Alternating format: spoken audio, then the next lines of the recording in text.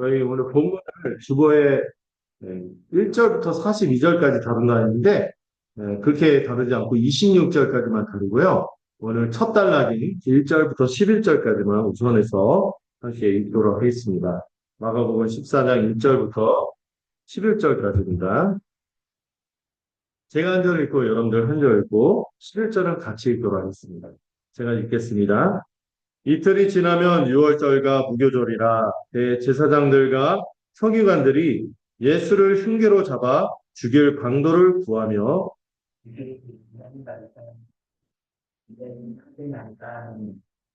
예수께서 배단이 나병 환자 시몬의 집에서 식사하실 때 한 여자가 매우 값진 향유, 곧 순전한 나드 한 옥합을 가지고 와서 그 옥합을 깨뜨려 예수의 머리에 부으니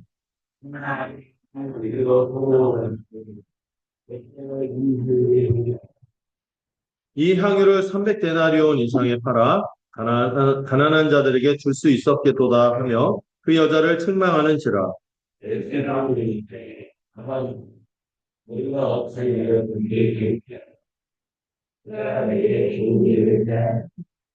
가난한 자들은 항상 너희와 함께 있으니 아무 때라도 원하는 대로 도울 수 있거니와 나는 너희와 항상 함께 있지 아니하리라.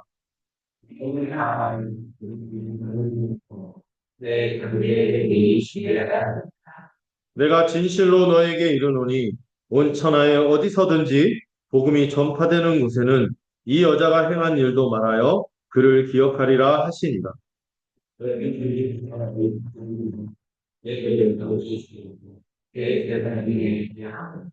그들이 듣고 기뻐하여 돈을 주기로 약속하니 11절은 같이 읽겠습니다. 함께 읽겠습니다. 시작. 그들이 듣고 기뻐하여 돈을 주기로 약속하니 유다가 예수를 어떻게 넘겨줄까 하고 그 기회를 찾더라. 네. 11절이 좀 언짢은 내용이라서 여러분들 선뜻 읽기가 했던 것 같습니다. 우리 계속해서 마가복음을 살펴보고 있는데요. 우리 벌써 마가복음을 짧게 전하려고 했는데 아마 12번 내지 13번에 걸쳐서 이제 마가복음을 다 일단락을 칠 것 같습니다. 오늘 10번째 시간인데요. 우리가 지난 시간에 14장부터 16장까지 예수님께서 11장부터 13장까지 예수님께서 종말을 선언하시고 새 시대가 임했다는 것을 선언하는 내용들로 쭉 살펴봤어요. 여러분, 특별히 예수님께서, 그 13장에서 감람산에서 말씀하신 내용을 보면은 굉장히 무시무시한 내용이 나오거든요. 굉장히 두려운 내용이 나오죠. 막 그 옥상에 있으면 내려가지 말고, 옷을 막 밭에서 일하다가, 갑자기 그 일이 일어나면은 옷을 가지러 가지 말고, 막 무시무시한 막 천지가 막 개벽이 되는 그런 내용들을 볼 때 굉장히 두려워했는데, 제가, 정상적이면은 이 성경에서 우리에게 소망을 주는 거잖아요. 재림을 우리가 소망하도록 하지 공포에 휩싸이도록 하지 않는다는. 그래서 마가복음 13장의 내용도 이것이 이게 마지막 날에 갑자기 무시무시하게 일어날 일을 묘사하는 것이 아니라 2000년 전에 이미 일어난 어떤 사건? 성전 파괴 사건을 묘사하는 걸로 말씀을 드렸어요. 그 당시 사람들은 성전이 파괴되는 게 피유대인들에게는 세상이 망하는 것 같고 망하는 것 같이 여겨졌거든요. 그리고 실제로 이 성전 파괴 그때 일어난 일들을 제가 좀 말씀을 드렸지만 그때 기록을 보면 무시무시해요. 진짜 매일이 지옥 같고 막 그랬거든요. 그래서 AD 70년에 일어난 성전 파괴를 말씀하시며 신자들에게 두려움을 주기 위해서 그 말씀을 주신 것이 아니라 주님이 뭐라고 권고하신 거죠? 피하라고. 그 환난을 겪지 않도록 환난의 날을 택하신 자들을 위하여 감하시는 하나님의 은혜 때문에 그들을 피하도록 하신 말씀이라는 것을 살펴봤죠.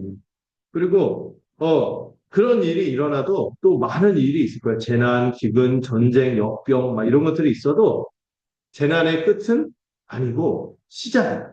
이미와 아직 가운데 우리가 말세를 살아가면서 늘 겪게 되는 일들이죠. 그 일들 가운데는 속상하게도 미혹도 있고 고통도 있고 환난과 핍박과 심지어는 가슴 아픈 제일 가슴 아픈 게 배교가 이런 일들도 있다는 것이죠. 그러나 주님께서 이 재림을 소망하도록 하는 거잖아요. 재림을 소망하면서 거기에 보면 하늘과 막 별이 막 떨어지고 이런 내용들은 실제로 우주를 하나님이 망가뜨린다는 얘기가 아니라고 했어요. 어떤 것에 대한 묘사라고 했죠? 새 시대가 시작됐다는 것을, 기존의 질서가 무너진다는 것을 설명하는 문학적인 표현이라고 했어요. 왜냐하면 여러분들, 어, 여러분 한 넉 달 전만 해도, 넉 달 전만 해도, 여러분 세상이 바뀔 거라 생각했나요? 이대로 가겠구나. 아유, 답답하다. 이러다가 갑자기 일이 일어났죠. 상상도 못할 일이 일어나는데, 예, 그분이 그 일을 일으킬 줄 어떻게 알았어요. 근데 그런 것처럼 전혀 지금 현재 그 질서에 있으면 마음이 눌려있거든요. 뭔가 변화가 일어날 것을 소망할 수 없거든요.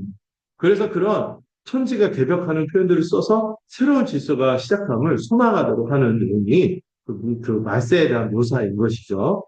그래서 우리는요, 재림을 생각할 때 어떻게 해야 돼요? 공포심을 품어야 돼요. 신자는 어떻게 해야 돼요? 소망을 품어야 되죠. 오히려 두려워해야 될 것은 믿지 않는, 뭐 믿지 않는 자들은 믿지 않으니까 막 우습게 생각하죠. 그러나 신자들에게는 이 재림은 소망이 되는 사건인 것을 마음 깊이 새길 수 있으면 좋겠어요. 그러면서 이제 14장부터 16장은 십자가와 부활을 굉장히 깊이 있게 다룹니다. 성리경 같이 하나 차근차근 다루고 있어요. 그래서 굉장히 내용이 밀도가 높아요. 근데 이거를 어떻게 3주 안에 끝내나 이런 생각이 들기도 하지만 잘 해보겠습니다. 자, 일단 이 14장을 시작하면서 여러분 분명히 할 게 있어요. 이제 성전 시대는 어떻게 됐습니까? 끝났어요. 예수님이 오셔서 성전 시대가 끝났어요. 이제 종말이 시작되었어요. 예수님이 새로운 시대를 여셨습니다. 이제 예더냐? 주님이 오시기 전에 구약 시대에는 하나님께 나아가기 위해서 어떻게 했어요? 하나님께 나아가면 죽죠. 뭐 때문에? 죄 때문에. 근데 이 죄를 사함받기 위해서 제물을 준비하고 제사를 드리고 제사장에게 나아가야만 하나님이 공의를 베푸시고 용서를 베풀던 시대는 이제 끝났다는 거예요. 여러분, 감사하지 않습니까? 그런 시대는 이제 끝났어요. 이제 번거로운 일 없어요, 이제. 이제 그 전에 이 예배를 통해서 우리가 안식을 누리게 되는 거죠. 안식의 복을 누리는 건데, 이 제사를 통해서만 자기 백성과 함께 하실 거예요, 하나님이. 또 안식을 하나님께서 안식의 복을 그때마다 주시지만, 매번 복을 주시면, 늘 주지만, 이 예배를 통해서 더 깊은 쉼과 안식을 누리게 하시는데, 이걸 뭐를 통해서만 누릴 수 있었어요? 제사를 통해서만 간헐적으로 누릴 수 있었던, 잠시 누릴 수 있었던, 그때만 안식을 보장받던 시대는 이제 끝났다는 거예요. 주님이 이제 안식일의 주인. 주님이 여는 새 시대는 주님이 친히 제사장이 되시기도 하고, 친히 제사를 드리시고, 스스로 제물이 되어 주셔서, 이 표현이 있죠. 이 표현이 저는 너무 좋은데, 영단번. 영원히 단 한 번에 모든 죄인들의 죄를 사해 주실 대속의 제사를 드리실 것입니다. 그게 뭐라고요? 십자가 사건입니다. 그 사건을 이 14장과 15장이 얼마나 공들여 묘사하는 일입니다. 이 사건을 통하여 새 시대가 열렸거든요.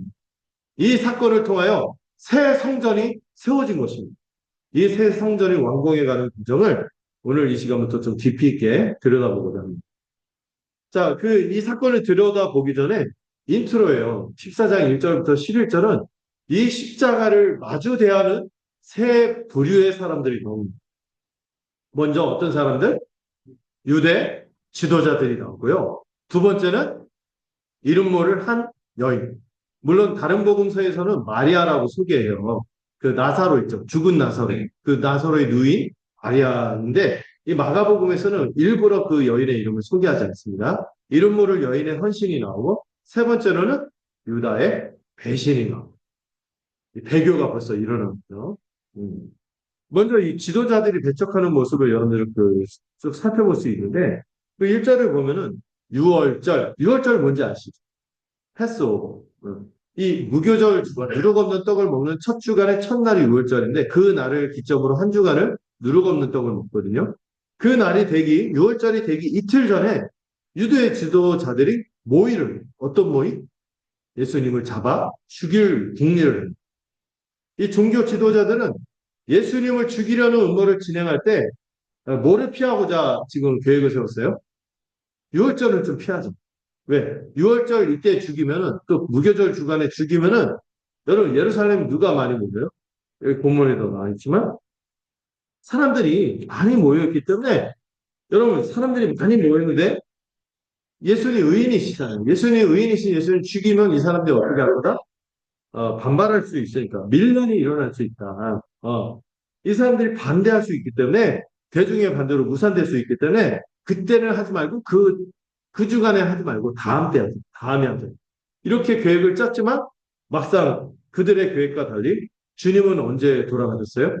그 명절 주간에 체포되심으로 어떤 결과가 있죠? 마치 6월절 어린 양처럼 그 주간의 죽음으로 6월절 어린 양처럼 돌아가시게 된 것입니다. 사람이 계획을 했지만 결국 역사를 진행하시는 건 누구예요? 하나님이신 것을 살펴보시겠죠. 그런데 여러분들 이 오늘 본문에서 굉장히 강조되고 주님이 어떤 분이시고 주님이 언제 돌아가셨느냐를 굉장히 배경을 강조하고 있습니다. 언제죠? 6월절. 또 예수님이 6월절 어린 양으로 죽으셨음을 굉장히 강조하는데요. 6월절이 어떤 날인지 말씀을 드렸을 거예요. 이스라엘의 국경일이죠. 또 다른 말로 국가 수립일이라고도 할 수 있어요. 그 날을 통하여 이스라엘 온 백성이 구원을 받았거든요. 하나님이 이집트에 10가지 재앙, 특히 마지막 모든 장자를 다 죽이는 이 큰 재앙으로 이집트를 심판하셨어요. 여러분, 장자를 죽인 건 다 죽였다는 거예요.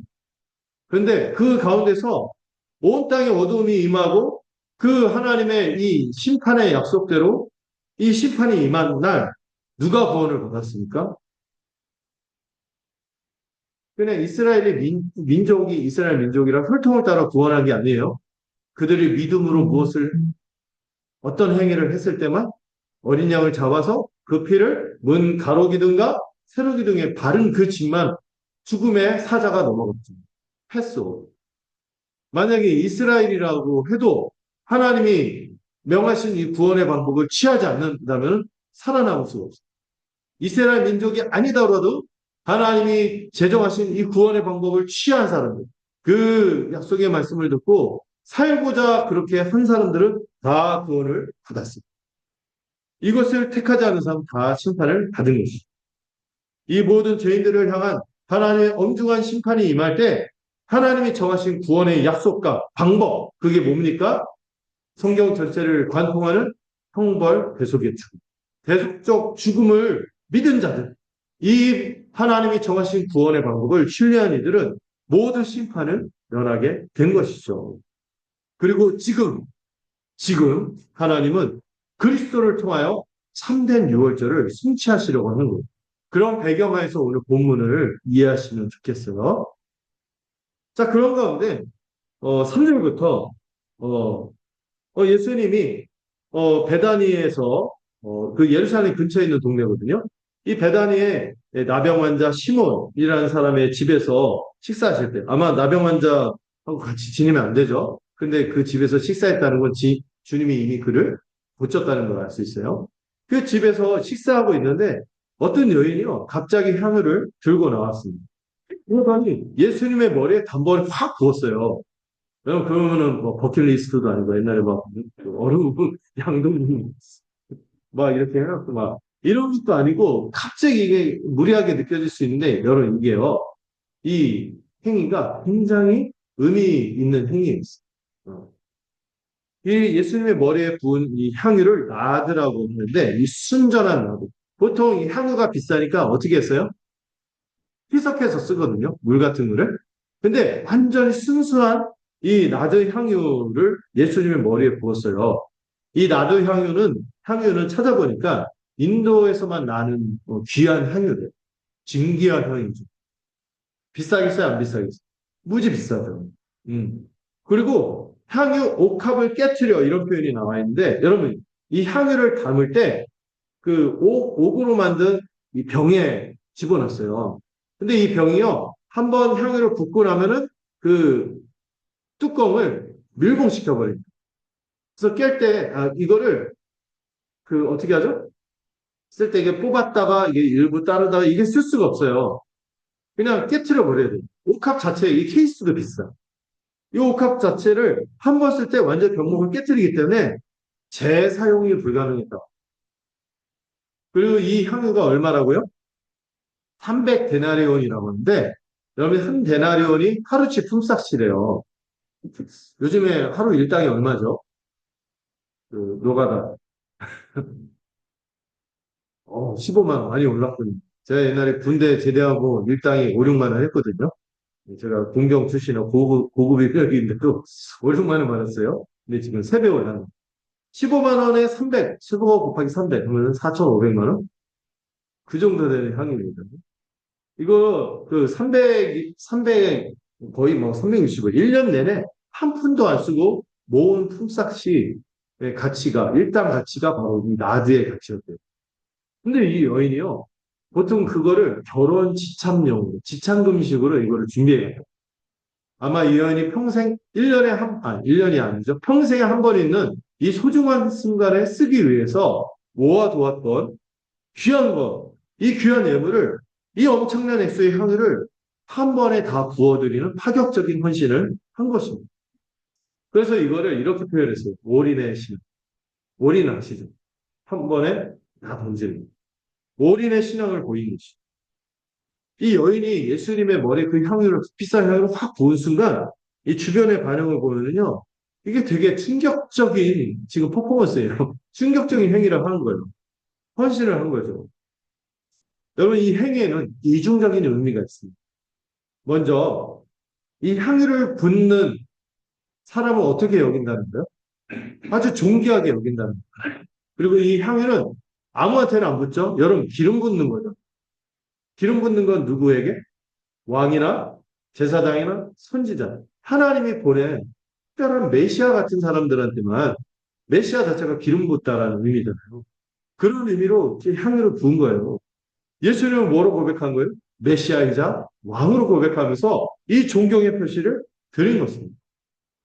그분에게 받은 은혜가 너무 크거든요. 너무 크기 때문에 이것도 아깝지 않습니다 하는 식으로 열정적인 헌신을 보인 것입니다. 그런데요, 이 향유를 부은 자체가 그런 의미가 있지만 오늘 본문에서는 좀 더 깊은 의미를 더 언급하고 있습니다. 예수님이 친히 말씀하신 마리아의 이 행위, 마리아인 거를 제가 스포해드려요. 다른 복음서에 마리아라고. 이 이름 모를 여인, 마다에 의하면은 이 여인의 행위는 뭘 준비하는 거예요? 예수님의 장례를 예비한 것이라고 말하고 있습니다. 예수님의 장례. 이건 뭐예요? 예수님이 죽으신다. 다들 예수님이 뭐가 될 것을 기대하면서 예루살렘에 왔어요. 왕이 될 거다! 로마노들 쳐부수고, 와, 이제 세상은 우리 거다. 이런 와중에 이 여인만 예수님이 돌아갔습니다. 특히 십자가에서 죽으신다는 말씀을 3번이나 했잖아요. 하게 할 때, 그거를 마음에 품고, 그거를 예수님의 죽음을 예비하기 위해서 믿음으로 예수님의 죽음을 예비한 것입니다. 놀랍게도 제자 중에서요, 예수님이 그 제자도 구문하시죠. 8장, 9장, 10장에 걸쳐서 3번에 걸쳐서 중요한 순간마다 예수님이 이렇게 교훈했는데도 예수님이 십자가에서 돌아가신다는 것을 마음에 품은 제자가 한 명도 없었어요. 아예 그냥 하신 말씀이겠지. 이러고 이 여인만 그 말씀을 마음에 소중하게 새기고 이 행동을 한 것입니다. 이 여인은요, 예수님이 늘 말씀하셨듯이 인자가 고난받는 이사야서 53장에서 말하는 자기 백성을 위해서 대신 고난을 짊어지는 그 종, 자기 백성을 위해서 대속의 죽음을 죽으시는 메시아라는 말씀을 신실하게 붙잡고 믿은 것이죠. 그리고 그 믿음을 이 행위로 표현한 것입니다. 예수님이 죽음으로 하나님 나라를 성취하실 6월절 어린 양이자 메시아이신 것을 믿음으로 이 행위로 고백한 것입니다. 놀랍지 않습니까? 이 여인의 헌신이. 근데 제자들은요, 이분은 참 예수님 십자가에서 돌아가시기 전까지 참 일관적이죠. 예. 이 풍경을 보고 여인이 위축될 정도로 이 여인을 계속해서 나무라. 왜? 이게 비싼 걸 갖다가 막 하면서 되게 뭐라고 해요. 어떤 복음서에서는 특히 가룟 유다가 그렇게 했다 이렇게 나오지만 다른 제자들도 마찬가지였거든요. 이거 너무 무리한 거 아니야. 이거 너무 오바다. 과하다. 이거 심하다. 이렇게 얘기를 하면서 되게 뭐라고 해서 이 여인이 아마 위축될 정도로 그렇게 나무랬던 거예요. 근데 좀 이상하지 않습니까? 베드로도 예수님을 뭐라고 고백했어요? 저는 그리스도시요? 살아계신 하나님의 아들이라고까지 고백했는데도 이 여인의 행위에 대해서는 되게 뭐라고 해요? 이들이 왜 이렇게까지 화를 내고 나무랬을까? 분노했어요. 저는 아직까지 제자들이 정신을 못 차린 것 같아요. 어디에서? 그 8장, 9장, 10장에서 이 역사자들하고 또 서로 누가 크냐 이러고 패거리주의, 우리를 따르지 않아서 배척했습니다. 그리고 또 어떤 모습이 있었죠? 인사청문. 야고보와 요한이 또 엄마 앞세워서 오른쪽, 왼쪽 부탁드립니다. 하니까 제자들이 어떻게 했어요? 그 얘기를 듣고 다 빠기쳤거든요. 붕괴했거든요. 지금 그 맥락에서 화를 내는 거하고 화를 내고 있다고 볼 수 있어요. 예수님의 고난과 죽음에 대한 이 예고에 대해서 생각하면서 주님이 곧 죽으신단 말이야. 여기에 대해서 마음을 전혀 두지 않고 그저 눈앞에 생돈 나가는 눈에 보이는 이 돈이 예수님의 막 부어지고 저 4,500만 원 이러면서 거기에만 마음이 기울어져서 이 여인이 너무 과하게 낭비하고 사치를 하고 있다. 여기에 붕괴한 거고 이 여인이 무슨 흑심을 부었다. 과잉충성이다. 우리도 하지 못한 걸 저기에 막 감이 나서서 하네? 이런 과잉충성으로 받아들여서 시기한 거. 그들은 자신들의 비틀린 마음을 숨기고 뭐라고 여기서 나무랍니까? 이거를 가난한 이를 위해서 썼으면 더 가치 있었을 텐데 이건 너무 수치스러운 낭비의 행위다 하고 여인을 정죄하죠. 왜냐하면 6월절 때 이 제사도 드리고 제물도 드리고 하지만 그 많은 사람들이 모였을 때 돈도 모이잖아요. 그 모인 돈으로 그 가난한 사람들 구제하는 풍습이 실제로 있었거든요. 그거 하면 더 낫지. 왜 여기에다가 이렇게 하냐. 이렇게 막 나무라 거죠. 일견 이 사람들이 화를 내는 게 일리도 있어 보여요. 근데 얼마나 심하게 나무라 했는지 예수님이 뭐라고 해요? 가만 놔두라고 말할 정도로 개입할 정도로 이 제자들이 이 여인에게 되게 뭐라고 했던 거예요. 근데 예수님이 뭐라고 합니까? 오히려 이 여인이 좋은 일을 한 것이며 이 일은 오히려 본을 삼아야 될 일이고 기념할 만한 아름다운 일이라고 칭찬하세요. 역시 구제보다 예수님 섬기는 게 우선이다. 이렇게 생각할 수 있지만 좀 더 다른 맥락이 있어요. 예. 이 여인은요, 예수님의 죽으심, 이 죽으심을 가장 고귀한 죽음으로 받아들이고 믿었던 것입니다. 예수님의 죽음, 이 십자가에서 죽으시는 것보다 더 큰 게 없어요. 더 가치 있는 게 없다고 받아들이고, 그리고 예수님의 이 죽음에 합당하게 장례를 예배하기 위해 헌신한 것입니다. 이 예수님의 죽음의 의미가 무엇이고 가치가 무엇인지 모르는 사람들한테 이거 생돈 날린 거예요. 허비한 거예요. 너무 낭비한 것처럼 보이는 거죠. 그러나 이 여인에게는 이 죽음이 너무나 가치 있는 일이었고 이 가정 어떤 것들을 내가 다 쏟아 바친다 할지라도 이거는 너무나 가치 있는 헌신으로 받아들였기에 그렇게 올인의 신앙, 올인의 헌신을 한 것입니다. 여러분, 이 십자가 복음의 가치와 의미를 모르는 사람들은 이 모든 헌신의 행위, 이 복음에 합당하게 우리가 헌신하면서 살아가잖아요. 이거 낭비로 여길 수밖에 없어요. 시간 쓰는 것도 낭비고요. 물질 쓰는 것도 낭비로 보이고요. 에너지 쓰는 것도 못하러 이렇게 말할 수밖에 없죠. 그러나 복음의 가치와 의미를 아는 자는 고귀한 낭비를 또 이 올인을 헌신을 하게 되는 것입니다. 의미 있는 것을 위해 자기는 소모될지라도 헌신하는 것입니다. 가치 있는 것을 위해서 어떻게 보면 세상에서 볼 때는 허비하는 거죠. 보이지만 이것을 위해 헌신할 수 있는 것이죠. 그래서 그 마르바돈이라는 분의 책에 이런 제목이 되게 인상적인데 예배를 이렇게 표현했어요. 고귀한 시간만. 어떻게 세상적인 관점에서 보면 여기 와서 이 주말에 꽃피는 주말에 여기 앉아있는 게 시간 낭비처럼 여겨지지만 그러나 그 가치를 아는 자들한테는 무엇과도 바꿀 수 없는 고귀한 시간입니다. 우리가 교회에 와서 우리의 물질을 드리고 또 지체들과 살다 보면 에너지가 많이 필요해요. 정말 특히 아이이신 분들은 이도 아니고 사람들 많은 데 가면 더 기가 쪽쪽 빨리 부른다면서요. 그런데 이거를 가치있게 여기고 하는 거죠. 고귀한 낭비로 여기는 거죠. 그래서 예수님이 일단 그 구제에 대한 것에도, 그 구제에 대한 것에 대해서도 언급하시죠. 말씀하시죠. 가난한 자는 어떻게 할 거라고요? 항상 우리와 함께 할 거다. 가난한 자는 항상 너희와 함께 할 거다. 왜? 이 세상은 죄와 사망의 현상이 가득하기 때문에 주님이 하나님 나라를 완성할 때까지 가난한 자는 항상 우리와 함께 할 거다. 근데 문제가 뭔지 아세요?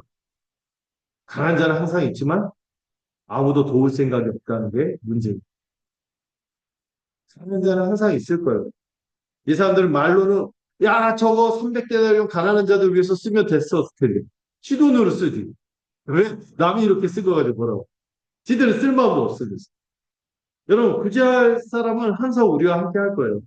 이 땅이 죄와 사망 때문에 어떤 형태의 가난이든 그 실제 물질적으로 가난한, 영적으로 가난한, 정서적으로 가난한 여러 가지로 가난한 사람들은 우리와 함께 있지만 우리가 그런 사람들을 돌볼 마음이 없는 게 문제인 거예요. 그런데 주님이 왜 십자가에서 죽으십니까? 이런 부패한 마음을 가진 우리를 새롭게 하고 정결케 하기 위해서 이 하나님의 뜻대로 율법을 행하는 마음의 율법을 새겨서 새로운 백성으로 살 수 있도록 변화시키기 위해서 죄인들을 구원하여 하나님 나라에 합당한 백성으로 삼기 위해 십자가에서 죽으시는 거 아니겠어요? 그 죽음이 그렇게 어찌 고귀하지 않겠습니까? 어떤 구제 행위보다 소중하지 않겠습니까? 그분 안에서 우리의 옛사람이 죽고 새 사람으로 다시 살아날 때만 새 마음이 우리 안에 생길 때만 구제가 가능한 거예요. 진정한 구제. 여러분 생각해 보세요. 가장 존귀하며 부유하신 하나님이 가장 비천하고 영치 없는 우리를 위해 가장 비참하고 가난한 인간이 되셔서 죽음을 당하십니다. 이 십자가의 은혜가 무엇인지 그 의미를 알고 그 가치를 알아본 자만이 지체들을 사랑하고 진정한 구제를 할 것입니다. 이 여인처럼 어떤 헌신도 아깝지 않게 올인의 헌신을 하게 될 거예요. 복음을 위하여 교회를 위하여. 이걸 모르면은 모르죠. 그런데 이거를 아는 사람들은 반드시 그렇게 헌신할 것입니다. 예수님은 이 여인이 힘을 다해 주님의 몸에 미리 향유를 부어서 장례를 준비한 것이라고 설명합니다. 이 여인이 이 300데나리온의 향유를 모으기까지 쉬웠겠습니까? 아마 이 전생을 걸쳐서 인생의 한 번의 순간을 위해서 모은 향유였을 거예요. 이거를 주님의 몸에 미리 부어서 주님의 장례를 준비한 거예요.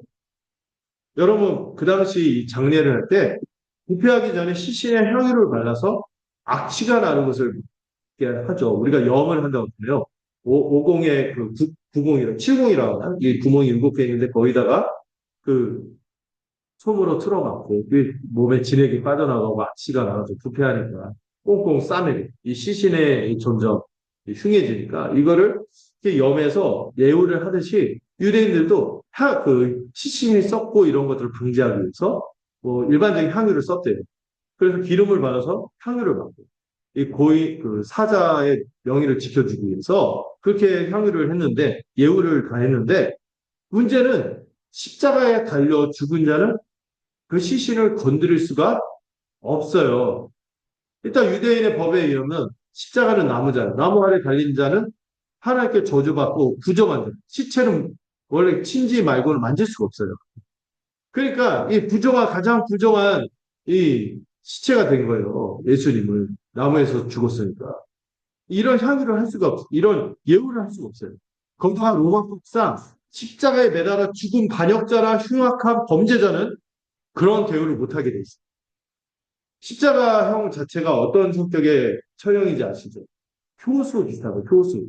효수가 뭔지 아시죠? 일벌 백계 한다 해서 이 본으로 삼기 위해서 이 아주 역적죄를 지는 사람은 참수해서 장대에다 꽂아갖고 계속 매달아 놓잖아요.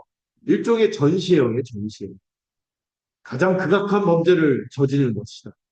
가장 극악한 반란을 저지르기 때문에 이거를 그 일벌백계하는 이 본으로 이렇게 딱 이렇게 매달아 놓는 거죠.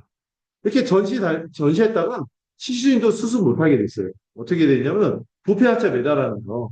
그러다가 계속 이 시신이 무게를 건드리지 못하고 팔다리가 떨어져 나가고 온몸이 부패해서 이 새들이 와서 막 눈을 쪼아먹고 막 시신을 쪼아먹고 그리고 막 떨어진 신체 일부는 뒷짐승이 물어가. 이렇게 되는 것이 십자가 처형입니다.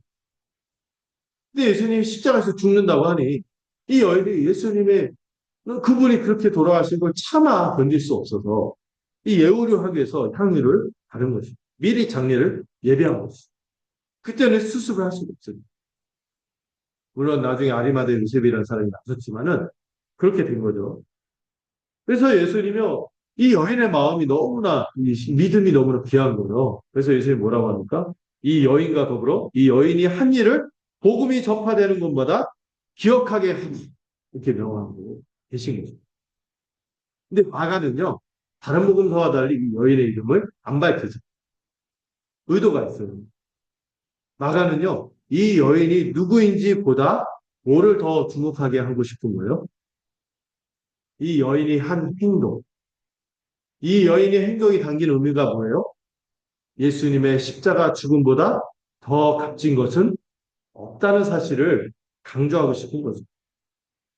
복음의 가치가 십자가의 죽음이 이런 헌신의 가치를 뛰어넘을 정도로 고귀한 죽음인 것을 드러내고 싶은 것이 마가의 강조점입니다. 그래서 이게 굉장히 동의가 돼요. 여러분, 십자가 복음이 무엇인지 아십니까? 그러면요, 우리는 어떤 헌신도 아깝지 않아요. 시간을 드리는 것도 물질을 드리는 것, 헌신하는 그분의 피값으로 사신 이 교회로 살아가는 삶도 너무나 귀하게 여겨져서 우리는 어떤 것도 또 대가를 지불할 마음을 가지고 살아갈 수 있는 것이 이 복음의 가치를 소중하게 여긴 자만이 그럴 수 있는 것입니다. 그런 가운데 튀어나온 모처럼 눈에 에, 딱 걸리는 사람이 하나 등장하죠. 누굽니까? 가룟 유다가 나온 12 제자 중에서 하나인 이 가룟 유다가 10절에 참 아픈 표현이 나오죠. 12 중에 하나. 12 제자인데 제자도 보통 제자가 아니라 사도로 따로 부름받은 12이라는 숫자가 의미가 있죠. 하나님의 새롭게 조성하는 하나님이 새롭게 만들어가는 세백성의 대표로 선발되는 것입니다. 이 12 사도 중에 하나였던 가룟 유다가 예수님을 배신하기로 결정하고 행동에 옮기는 장면이 나와 있습니다. 이렇게 12 중에 하나 이 표현이 굉장히 밝혀요. 여러분 이 사람은요 예수님 가까이서 하늘의 신령한 말씀들을 들었어요. 놀라운 권능이 행해지는 것을 직접 봤어요. 오병이어 이런 거 있잖아요. 이런 거 봤다니까요. 자기 손으로 막 떡이 막 불어나는 걸 봤어요. 물고기가 막 불어나는 거, 죽은 자가 살아나는 걸 봤고요. 귀신이 쫓겨나가는 걸 봤어요. 예수님이 막 말씀만 하시면 모든 병자가 나는 걸 다 봤다고요. 거기다가 12사도라는 영광스러운 직분을 받아서 새 언약 백성의 대표 중에 하나로 임명되었던 그가 배신을 한 거예요. 주님이 이미 말씀하셨죠. 말세가 되면 배교하는 사람들도 가는 것이. 믿을 줄 알았는데 아니었던 줄. 그런 사람이 나타난다는 거죠. 이 유다의 배신을 통해서 알 수 있는 것은 그가 진정으로 바란 것은 십자가 복음이 아니라 뭐였다? 예수님이 그리스도라는 고백을 하는 것으로 충분하지 않다는 것을 자기를 부인하고 자기 십자가를 지고 나를 따라야만 참된 구원과 영생을 얻는다고 했는데 그는 그런 길을 따라가기보다 뭐를 택한 거죠? 세상의 영광을 택한 거죠. 예수님이 제시한 길은 뭐예요? 누가 크냐에서 벗어나서 서로에게 종이 되어서 사랑으로 섬기는 그런 하나님 나라가 아니었던 거예요. 그가 꿈꾸는 세상. 그저 세상 사람처럼 요즘에 막 그 시험 엘리트라고 막 그런 말이 막 나오더라고요. 시험 쳐갖고 경쟁해서 다른 사람들 위에 올라가고 이 1등한 사람들이 이 멘탈이 이상하대요. 다른 사람 파시즘이라고 하죠. 다른 사람은 짓누르고 섬길 마음은 없고 자기들이 굴기만 하는 생각으로 막 가득하다. 이런 세상에서 주님이 바란 세상은 뭐예요? 서로에게 종이 되어서 사랑으로 섬기는 세상. 그 세상을 우리 주님은 주고 싶은데 유다가 바랐던 세상은 뭐예요? 영광, 자기의 영광을 꿈꾸는 그런 데서 벗어나지 못했다는 게 드러난 거죠. 그가 꿈꾼 건 하나님 나라가 아니라 세상이었어요. 여전히 자기가 속한 세상에 속한 자, 하나님 나라에 속한 자가 아니라 세상에 속한 자로서 이런 선택을 한 거예요. 결국 그가 찾아간 게 누구예요? 그렇게 민중들이 욕했던 탐욕스러운 제사장. 이 탐욕스러운 제사장들에게 찾아가서 왜 바리새인들한테 가면은 잔소리만 들을 것 같아요. 바리새인들도 예수는 적대했지만 그들한테 얻을 게 없어. 제사장들은 뭐가 있어? 돈이 있잖아요. 이 제사장들에게 찾아가서 이 죽은 노예 값이라고 하더라고요. 은 30. 죽은 노예 값이 은 30. 그 죽은 노예에 해당되는 값 은 30을 받기 위하여 예수님을 팔아넘겼어요. 뭐하고 뭐를 바꾼 거예요? 복음과 돈을. 여러분, 우리가 유다 욕할 수 있는데요. 우리도 유다 같은 순간이 있어요. 복음보다 다른 게 더 귀해. 돈이 귀해. 내가 영위하는 시간, 내가 뭔가 생각하는, 가치 있게 생각하는 그 무엇인가. 다른 데 더 에너지를 쓰고, 거기에, 그럴 때는 내가 여기에 헌신하지 못할 것 같아. 이렇게 물러서는 거 봤을 때, 어느 정도 우리는 좀 닮아 있는 거죠. 여러분, 이 땅에 있는 이 교회는요, 불완전한 모습이 좀 있는 거예요. 죄인들의 공동체이기도 하고. 우리는 늘 악과 시험에 둘러싸여 있어요. 아직 완성된 하나님 나라가 아니기 때문에 그렇죠. 그러나 우리 아까 예배 전에 우리가 찬양했죠. 하나님의 부르심에는 후회하시는 하나님의 부르심에는 실패가 없습니다. 여러분들이 참된 믿음을 갖고 있다면은 하나님의 부르시면 절대 실패가 없어요. 그 누구도 이 유다처럼 버려지지 않을 거예요. 실패하지 않을 거예요. 그러나 우리 편에서 우리가 점검해야 될 게 있습니다. 우리 자신의 믿음이 진짜인지는 늘 검증하면서 살아가야 돼요. 여러분 하나님 한번 구원하면 영원히 구원하십니다. 그는 절대로 그 구원에서 타락되지 않아요. 그러나 성경이 동시에 말하는 게 뭔지 아세요? 우리의 믿음이 진짜입니다. 이거는 늘 점검하라고 말하고 있는 것입니다. 여러분, 구원에 이르는 확실한 지식, 우리가 하이델베르그 요리문답 배우고 있죠? 세 가지라고 하지만 일단 핵심은 두 가지. 확실한 지식과 굳건한 신뢰입니다. 이 두 가지가 함께할 때만 참된 구원에 이르는 믿음이랍니다. 여러분, 이 지식, 동의, 신뢰라고도 배웠죠. 여기에 우리가 확고한 믿음이 우리가 있는지를 늘 점검해. 그래서 이 여인은요, 예수님이 십자가에서 돌아가신다는 지식만 있지 않았어요. 이 지식을 실제 그것을 신뢰하는 행동으로 나타낸 거죠. 복음의 내용과 가치를 잘 아는지, 우리 자신도 이 여인처럼 날마다 옥합을 깨트리듯이 우리 자신의 자아를 깨트리고 주님께 헌신하고 살아가고 있는지를 잘 살펴볼 수 있기를 소망합니다. 자, 두 번째로 12절에서 21절 한번 살펴보도록 하겠습니다. 자, 12절부터 21절도 역시 교대에서 읽도록 하겠습니다. 제가 먼저 읽겠습니다.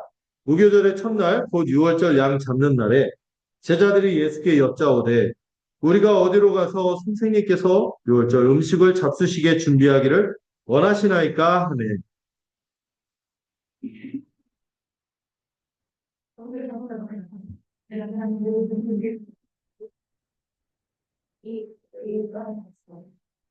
어디든지 그가 들어가는 그 집 주인에게 이르되 선생님의 말씀이 내가 내 제자들과 함께 유월절 음식을 먹을 나의 객실이 어디 있느냐 하시더라 하라.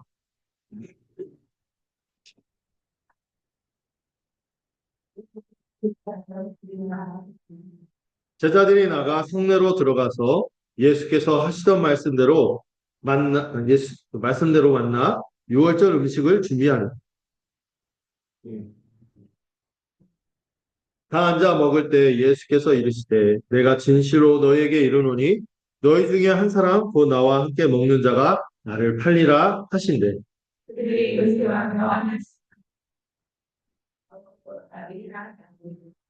그들에게 이르시되 열둘 중에 하나 곧 나와 함께 그릇에 손을 넣는 자니라.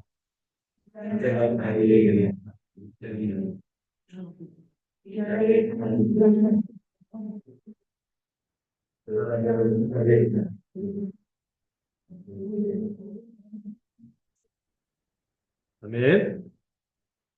자, 이제 이 단락은 예수님이 유월절 만찬을 준비하게 하시고 또 제자 중에 한 명이 자신을 배신할 것을 예언하는 장면이 나오고 있습니다.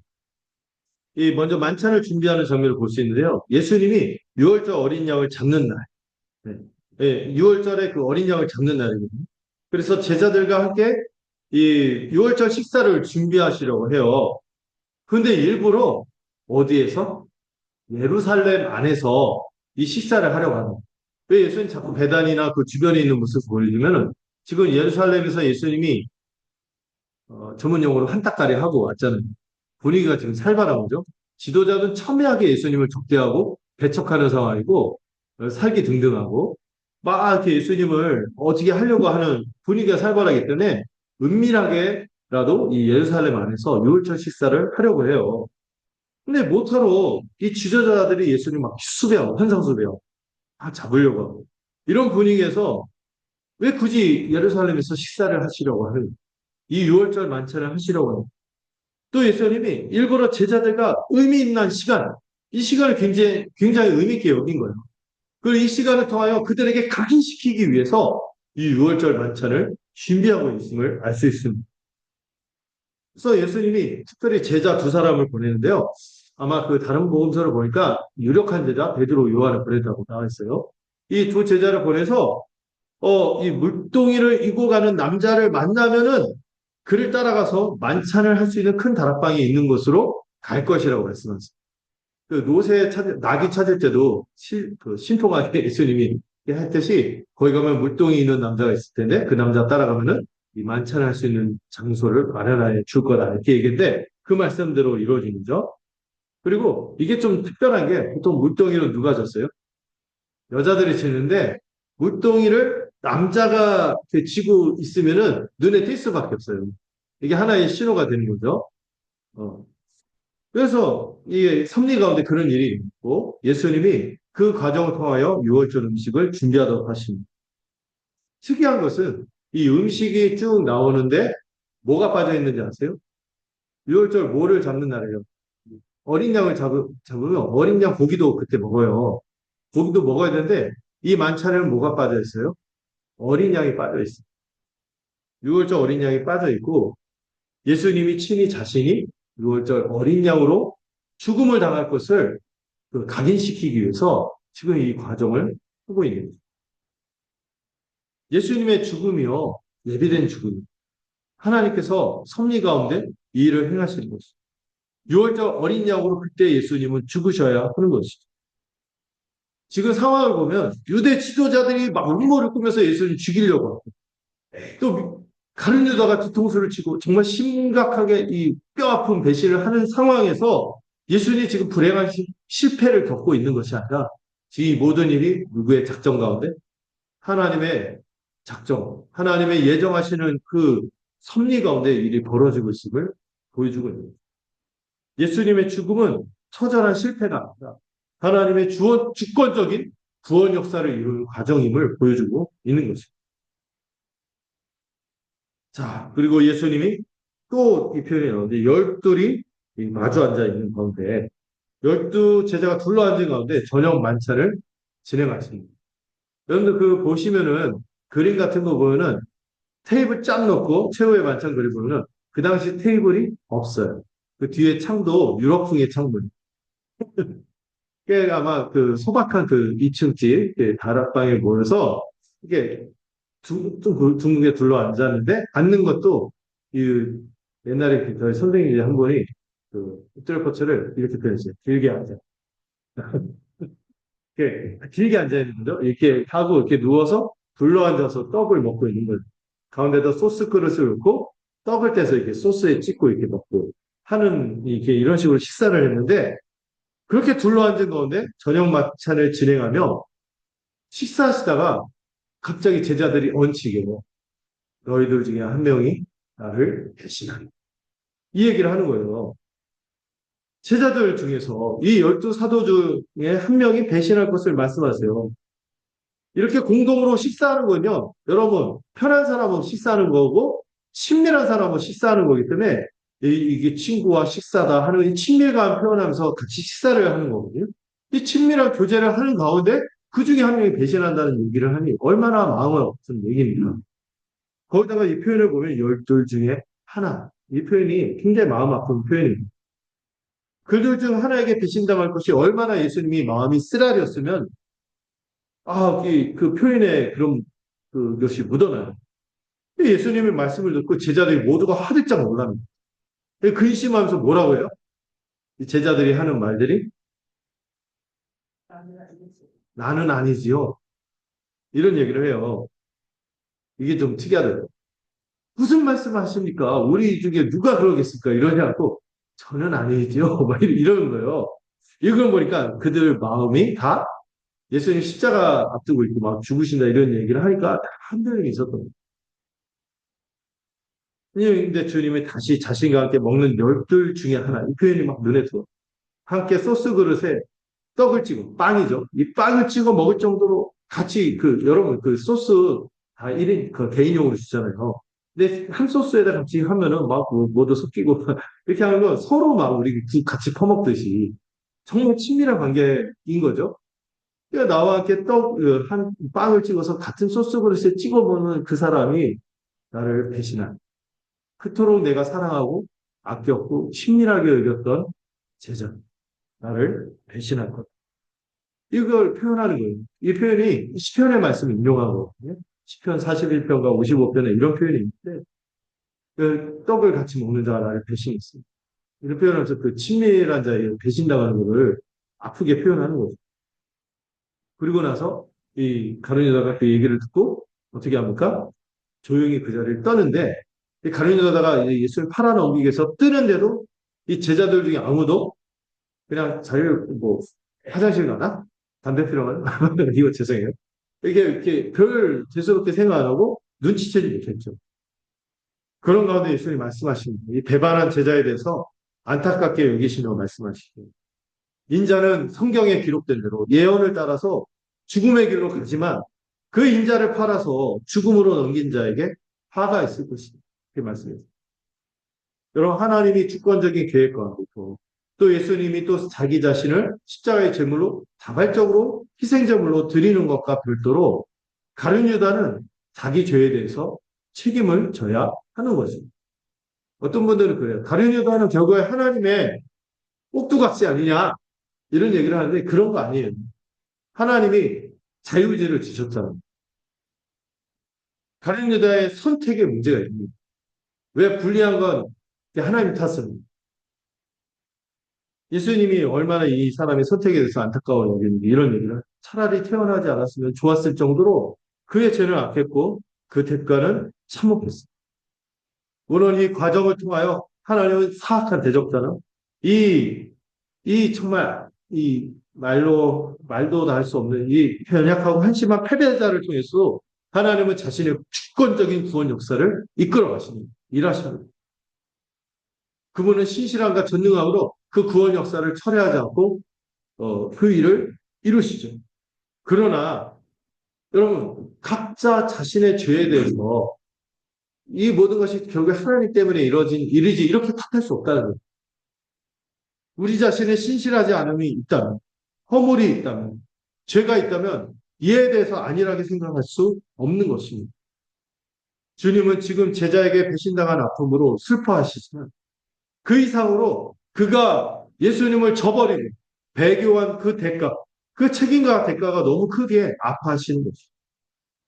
여러분들도 우리의 믿음을 점검하면서 이렇게 점검해요. 돌아보세요. 내가 혹시 하는 이 행위들이 혹시 성령을 근심하게 하는 일은 이거에 대해 우리가 여러분들 하나님께 택한 자라고 착각할 수 있어요. 근데 여러분 우리의 믿음이 진짜인지 잘 돌아보세요. 성령을 근심하게 하지는 않듯이 돌아볼 수 있기를 바랍니다. 자, 마지막 단락 22절, 26절 함께 살펴보도록 하겠습니다. 이 너무나 중요한 단락이라서 여러분들 주목해서 같이 함께 읽도록 하고 마지막 절을 같이 읽을게요. 그들이 먹을 때 예수께서 떡을 가지사 축복하시고 떼어 제자들에게 주시며 이르시되 받으라 이것은 내 몸이니라 하시고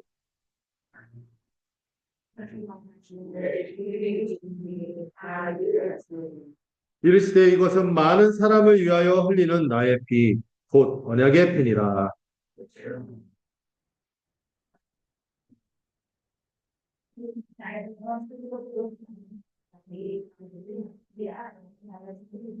함께 읽겠습니다. 이에 그들이 참여하고 감람산으로 가니라. 오늘 아마 그 본문 중에서 정말 중요한 본문입니다. 이게 뭐냐면은 예수님이 6월절 만찬을 통해 돌을 맺어주시는 순간이에요.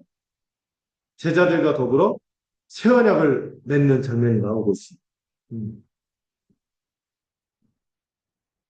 이 가룟 유다는 지금 이 자리에서 벗어난 상황. 그 상황에서 이제 만찬이 진행되면서 새 언약의 의미에 대해서 말씀하고 있습니다. 예수님이 먼저 이 빵을 들고 축복하신 후 떼어 나누시면서 이걸 뭐라고 하죠? 이것은 내 몸이니라 하고 말씀하셨습니다. 이 여러분 이제 좀 있어서 성찬식을 할 텐데 이 빵은 뭐라고요? 주님이 십자가에서 찢겨지는 그 몸을 뜻하는 것입니다. 주님의 몸을 먹는 것은 주님께서 우리를 섬기기 위해서, 우리를 구원하시기 위해 자신의 몸을 뭐로 바쳤다? 대속물로 바치셨음을 의미하는 것입니다. 대속물이 뭔지 아시죠? 대신해서 죄가 하나님의 진노, 형벌을 당하시는 이 대속물로 자신을 드렸음을 믿는 거예요. 이 떡을 대하고 먹을 때 그것을 믿음을 구체적인 행동으로 표현하는 것입니다. 우리가 이 성찬의 빵을 믿음으로 받을 때 이 성령의 역사로 말미암아 우리가 주님과 이미 연합하였고 그분의 은혜와 생명을 누리고 있다는 것을 믿음으로 고백하며 이 신령한 은혜를 실제로 누리는 수단과 통로가 되는 것이 성찬입니다. 특히 이 떡의 의미가 그런 것이죠. 그래서 여러분 우리가 주님의 몸을 먹을 때 교회가요 한 떡을 받아 먹음으로 하나가 되는 거죠. 여러분 우리가 주님으로부터 받는 은혜를 상징하기도 하지만 이 떡을 먹음으로 떡이 소화돼서 뭐를 이룹니까? 몸을 이루게 되는 겁니다. 주님의 떡을 먹음으로 주님과 한 몸, 또 우리 서로도 뭐가 됨을 고백하는 거라고요? 한 몸이 됨을 고백하는 것이죠. 여기에 관련된 말씀을 우리 함께 같이 살펴보도록 하겠습니다. 자, 같이 한번 읽어볼까요? 자, 제가 찾아놨는데요. 고린도전서 10장 16절, 17절입니다. 자, 시작. 우리가 축복하는 바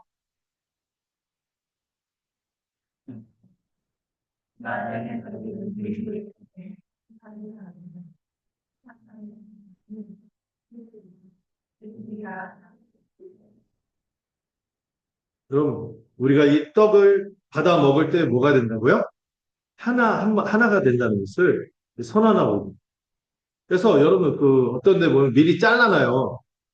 떡을 막 잘라놔갖고 그걸 들고 다니면서 이렇게 나눠주는데, 이게 사실 한 떡으로 해서 거기서 찢어서 나눠지는 게 사실 이 의미를 드러내기 더 그렇습니다. 물론 잘라놔도 상관은 없지만, 이게 한 떡이다. 이것만 기억하면 되죠. 그렇지만은, 이게 굉장히 중요한 거예요. 우리가 한 몸이다. 이걸 깊게 인식하는 거죠. 또 다음 구조도 한번 같이 읽도록 하겠습니다. 시작. (19회)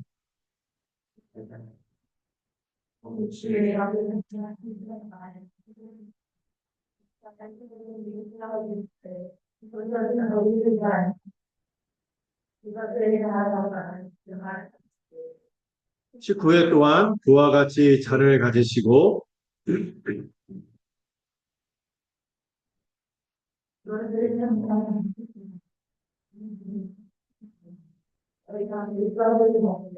이 잔을 마실 때마다 주의 죽으심을 그가 오실 때까지 전하는 것이니. 아멘. 여러분 이 떡을 성찬을 받을 때 하나님으로부터 받는 은혜를 받는구나 이것만 잊지 않고 우리가 한 몸됨을 누리는 것이 성찬이라고 했고 이 주님의 몸을 먹고 주님의 피를 받아 마심으로 누구를 기억하는 거예요? 주님을 기억하고 기념하고 또 주님이 오실 때까지 재림할 때까지 교회는 뭐 하는 거예요? 선창을 행하며 뭐를 하는 것이죠? 마지막 복음을 전해야 합니다. 이 복음, 십자가 복음이 갖고 있는 의미, 그 여인의 헌신에 대해서 얘기했죠. 그런 이 고귀한 죽음의 의미가 무엇인지를 전하며 살아가는 것이죠. 성찬은, 그래서 성찬을, 그, 그 성찬에 대한 표현 중에 하나가 미션이었어요. 미션. 뭐냐면 파송. 세상에서 복음을 전하라는 의미도 있는 거죠.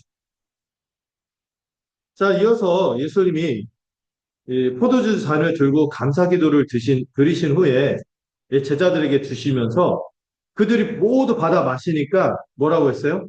되게 중요한 말씀을. 이 포도주 잔은 많은 사람을 위해 흘리는 바 자신의 피이며 무슨 피? 언약의 피니라 라고 말씀하셨습니다. 이 언약의 피라는 표현이 되게 중요한 거예요. 여러분, 언약의 피를 흘리신다는 것은 일단 피 흘리는 건 뭘 의미하죠? 죽음을 의미하죠. 지금 예수님이 언약을 맺기 위한 뭐가 되시고 있다? 대속의 희생제물이 있다는 것을 선언하죠. 여러분, 이, 지금까지 언약이 무슨 언약밖에 없었어요, 이제까지? 다윗 언약, 그걸 포함한 구약밖에 없었죠. 그 언약 배우셨죠? 창조, 아브라함, 모세, 다윗을 비롯한 이 구약만 있었는데, 이제 주님이 이 언약을 얘기하면서 새 언약이 시작입니다. 근데 옛 언약과 달리 이 새 언약은 어떤 차이가 있는지 아세요? 이 대속의 희생 제물이신 주님의 죽음으로 말미암아 옛 언약 백성은 어떻게 했어요? 실패했어요. 근데 이제는 다시 실패하지 않는 온전한 새 백성으로 변화시키는 새 언약을 지금 체결하십니다. 왜? 대속의 은혜로 말미암아 영 단번에 이 십자가 죽음으로 말미암아 모든 죄의 값을 다 치르시고 저주를 거두시기 때문에 되게 중요하죠. 언약의 피를 흘리신 거죠. 그리고 두 번째로 예수님의 피 흘림은 누구를 위하여? 많은 사람을 위해 흘리시는 대속의 피예요.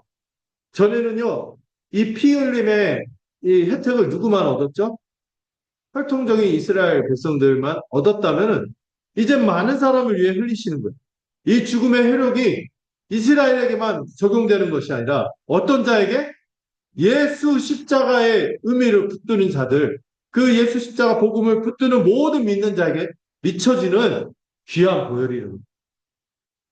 옛날에 드려졌던 희생 제물은 죄에 대해서 껌껌이 매번 드렸는데 이 새 언약은 단번에 십자가의 피를 뿌림으로 어느 누구든지 믿기만 하면 영원한 언약을 맺게 하니 이게 얼마나 가치롭습니다. 아멘. 세 번째로 이 새 언약의 피는요. 옛날에 그 희생 제물을 드려도 이 사람이 변하나요? 안 변해요. 죄인이 그 죄만 사해줄 뿐이지 이 죄인이 변하나요? 안 변해요. 근데 이 새 언약의 피는 우리에게 무엇을 줍니까? 새 마음과 새 영을 부어줍니다. 성령으로 말미암아 율법이 마음에 새겨지고 하나님에 대한 참된 지식과 완전한 제사함이 이루어지는 거죠. 이 믿음으로 받는 성찬의 빵과 포도주는 우리를 참으로 거룩한 새 백성이 되도록 변화시킬 줄로 믿는 것입니다.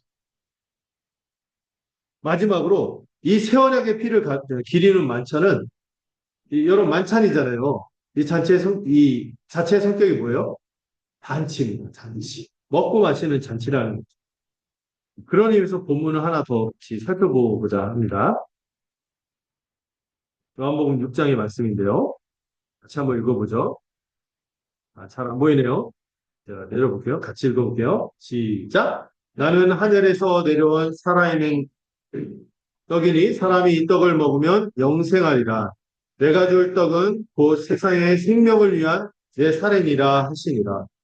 예수께서 이르시되 내가 진실로 진실로 너에게 이르노니 인자의 살을 먹지 아니하고 인자의 피를 마시지 아니하면 너희 속에 생명이 없느니라. 내 살을 먹고 내 피를 마시는 자는 영생을 가졌고 마지막 날에 내가 그를 다시 살리리니 내 살은 참된 양식이요 내 피는 참된 음료로다. 아멘. 여러분, 이 성찬이 갖는 의미가 뭐냐면 이 언약의 피, 이 우리가 먹는 만찬으로 말미암아 이 구원의 풍성함을 누리도록 하는 것이 이 언약의 피가 갖고 있는 의미인 거죠. 이 성찬은요, 이미 일어난 십자가의 영광스러운 성취를 되새기게 해요. 기념하게 하죠. 과거의 시점에서는 뭐라고요? 십자가에서 이미 일어난 이 구원의 성취를 되새기게 하는 거예요. 또 미래적 관점도 있어요. 미래, 아직 완성되지 않은 미래의 복되고 영광스러운 소망.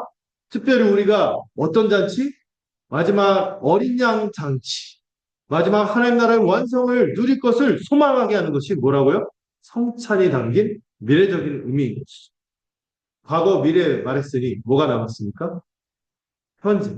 지금은요, 빵과 잔으로 교제하며 우리가 이를 소망하는 교회로서 한몸된 의미를 얼마나 가치로운지, 얼마나 복된지를 한껏 누리면서 마주 대하는 잔치가 뭐예요? 성찬입니다. 그래서 여러분 성찬 때 막 어떤 데 보면 막 일부러 막 너무 무거운 음악 깔고 막 슬프게 막 조장하고 눈물 안 흘리면 성찬 제대로 안 하는 거 하는데 성찬의 원래 정서는 뭐예요? 기쁨과 소망으로 감사로 받는 거죠. 그리고 여러분, 그 25절을 보시면은 언약의 pin이라 이러고 나서 예수님이 의미심장한 말씀을, 이 말씀을 한번 다 같이 한번 다시 한번 읽어보시면 좋겠어요. 25절만 같이 읽어보겠습니다. 시작.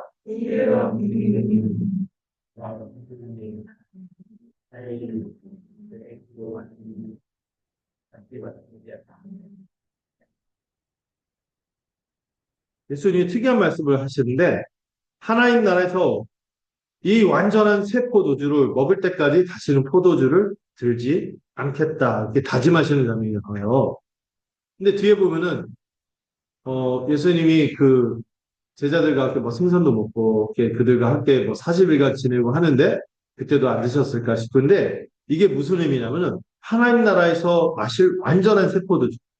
아까 얘기했던 어린 양 잔치, 메시아 잔치의 축배, 마지막 최종적인 완성이 이루어질 때까지 포도주를 들지 않겠다고 하셨잖아요. 근데 그게 이게 좀 배경을 알아야 돼요. 당시 6월절 만찬을 할 때 여러분 그 건배 하잖아요. 무슨 얘기 축사를 하고 건배 하잖아요. 이 6월절 만찬 때마다 네 번에 걸쳐서 건배하면서 그 잔을 마시는 의식이 있었대요. 근데 이 첫 번째 잔을 뭐냐면은 이 네 번에 걸쳐 하는데 첫 번째 잔을 마실 때 어떤 축사를 하면 6월절을 허락해 주신 우리 하나님께 감사를 드립니다. 아멘 하면서 한 잔 딱 마시고 두 번째는 애굽에서 고통받던 우리를 구원해 주시고 6월절 어린 양으로서 우리를 구원해 주신 하나님 감사합니다. 그 두 번째 잔을 마셔야 돼요. 그다음에 세 번째로 6월절 이 어린 양의 피로 우리가 구원을 얻었음을 너무나 감사드립니다. 하면서 세 번째 잔을 마시고 막잔이 있어요. 막잔이 뭐냐면은 이 6월절 어린 양의 피로 우리가 언약 백성이 되었습니다. 이 언약 백성 삼아주심을 감사합니다. 하고 시편 찬양을 하면서 그 6월절 만찬 의식을 마쳤대요. 먼저 시작할 때 왜 우리가 이런 6월절 어린 양을 잡고 이런 만찬을 왜 합니까? 이러면은 첫 번째 잔이 시작이 된 거예요. 이 가장이 일어나서 이거는 6월절을 하나님께서 친히 제정하신 것이다. 그래서 이 네 번에 걸쳐서 설명하면서 이 의식을 진행했는데 주님이 들지 않는 잔이 몇 번째 잔? 마지막 잔. 마지막 잔을 들지 않는.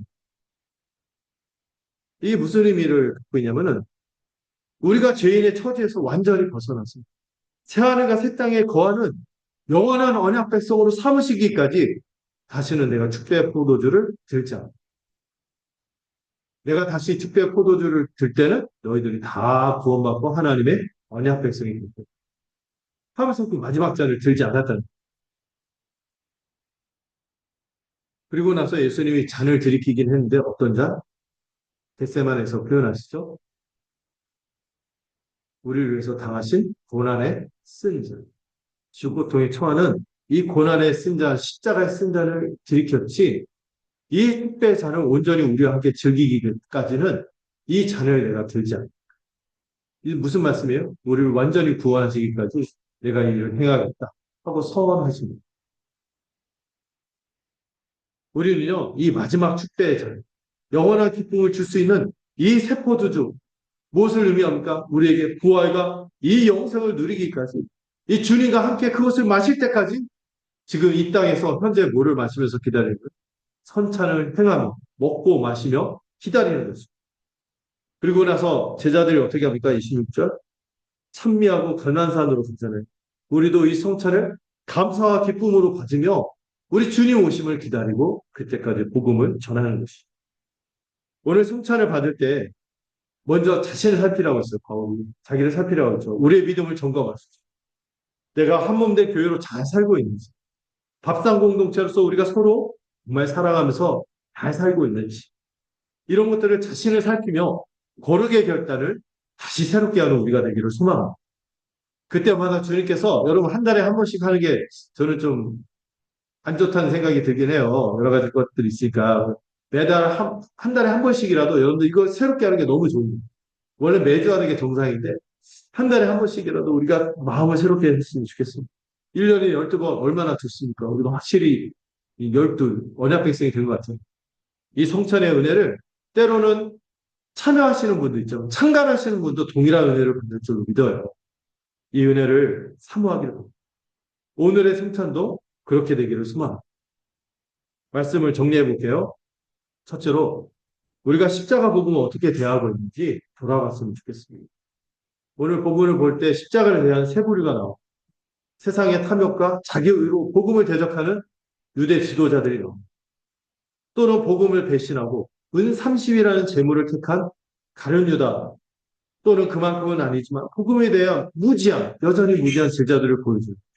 오직 한 명의 여인만이 십자가 복음을 귀히 여겨서 올인하고 있습니다.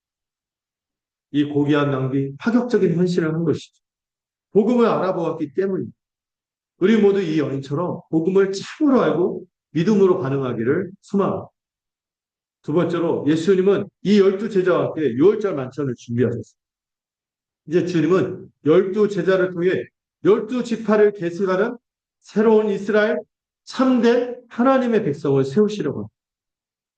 여러분 우리가 교회로 살아가는 삶이 쉽지는 않을 거예요. 우리가 교회로 살아가는 삶의 현실은 배척도 있고 유혹도 있고 때로 우리 가운데 그런 일이 일어나서는 안 되지만 배교가 일어나기도 해요. 그러나 하나님은 이 모든 과정을 통해서 합력하여 선을 이루시고 그분의 크신 계획을 이뤄가십니다.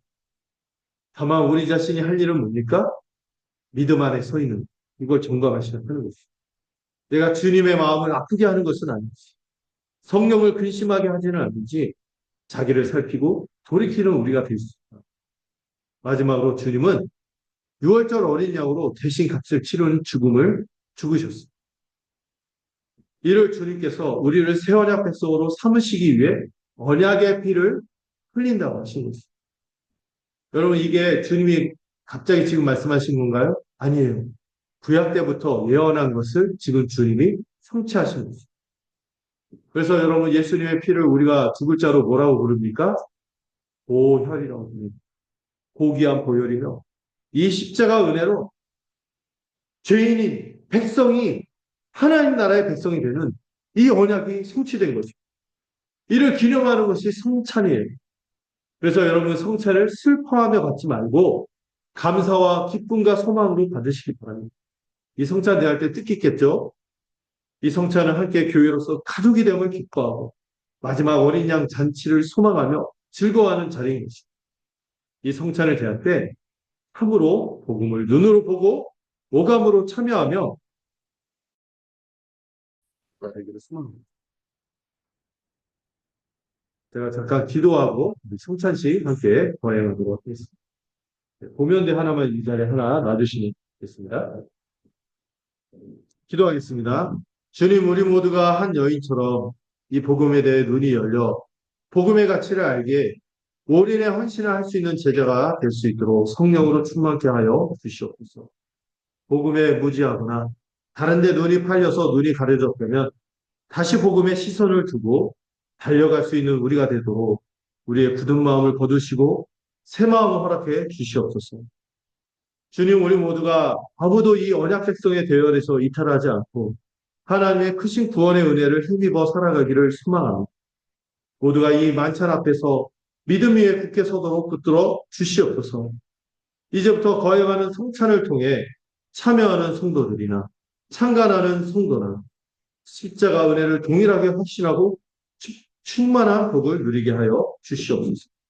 자기를 살피고 합당하게 은혜를 누리도록 끌어 주시옵소서. 예수님의 이름으로 기도드렸습니다. 이 시간 함께